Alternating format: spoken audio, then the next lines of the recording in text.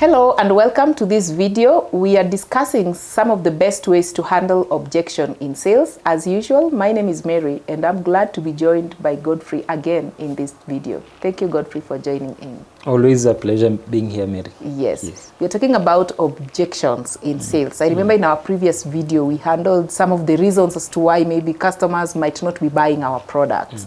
And objection came in handy as one of the reasons as to why. Now, how can we best handle objections? And even before we answer that, what are some of the top objections in sales? Mary, in sales, objections are part of the job. So expect to, any salesperson watching us, expect to hear objections all the time. Of course, commonly you will hear of, if it is B2C on the street, you will hear, not today, I will call you, let me come back. In terms of B2B, you will hear of, we don't have a budget, we are actually just trying to see if this will work, or can you try next time? So price is of course one of the topmost concerns. However, people who are also keen and they don't have issues with budget, quality also comes in, just wanting to be sure that they're getting the best value for their money. Yes. Great. Now, with regards to all these possibility areas where objections might come from, maybe you can highlight for us some of the best ways into which a salesperson can be able to handle the objections. Mary, I remember when I was starting up my my career in sales, I remember myself going back quite naively and told my manager that they've said they don't want. So he was like, Godfrey, did you attend the training? I was like, I missed. And honestly, I had missed that training part. So, of course, I now joined the next cohort. And some of the things I wanted to share with us is what I have seen work practically. So, of course, the first thing is to appreciate that objections are part of my job. I should expect, in fact, I should be worried if I don't. If you're not getting objections. Yes. Because then it means these objections might come later down the line. For example, if you sell to a customer who doesn't object anything, maybe they don't know what they are buying. Can imagine if they already sign up, they pay. Money, of course, is put to other users in the organization, only for them to come back and tell you that you hoodwinked me into this and I want my money back. So you would rather sell correct. And hence, when a customer is objecting, don't find it like they are fighting you or they are hating you. No.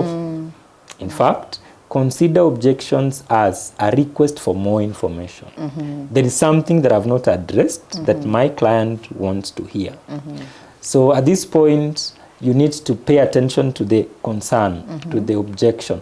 Listen without interrupting. Listen carefully, listen keenly.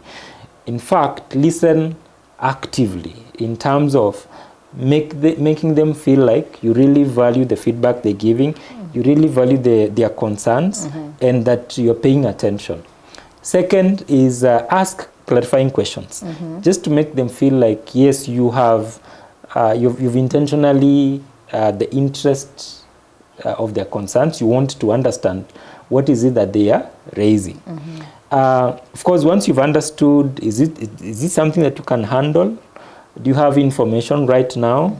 Or do you require to go and consult and then come back to them? So provide that info or provide that solution if you are in position.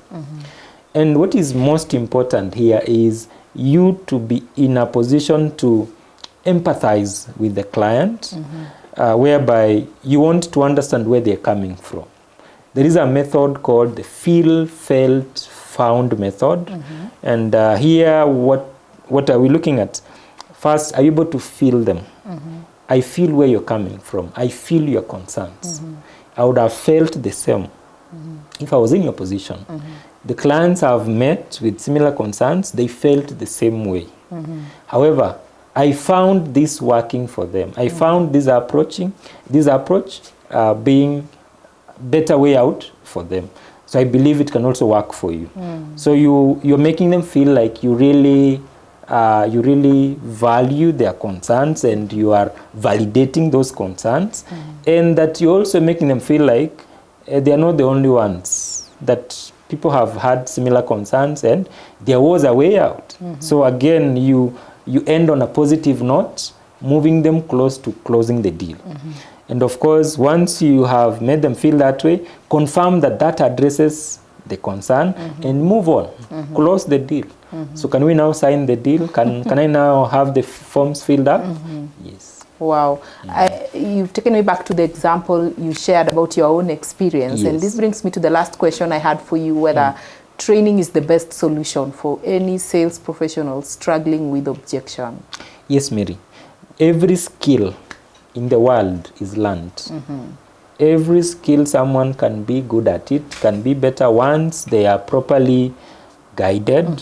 You are shown, or you're told, this is how things work. When you encounter this, this is how you counter it. Therefore, formal training is important. And more so when someone is already on the job, therefore the focus is on the skills, not on the academics, but rather on the skills.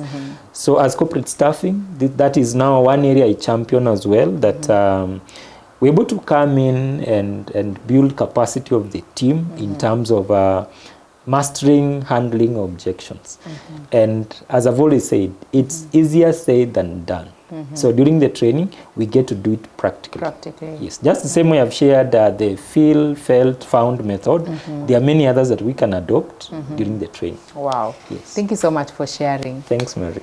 When it comes to selling, as Godfrey has mentioned, objection is part and parcel of the journey. And that is why, as an employer, it is important to always, every now and again, build the capacity of your sales team so that they are able to master how to manage, or how to handle, or how to overcome objection of any kind from your potential targeted market. And as corporate staffing services, we are able to customize these trainings for you depending on the need or the areas of improvement, and we are able to even offer post-training support just to ensure that the sales team are getting it right as per the training that was delivered. We encourage you to reach out to us, and we will be glad to work with you this journey. Thank you for watching the video. See you in the next one.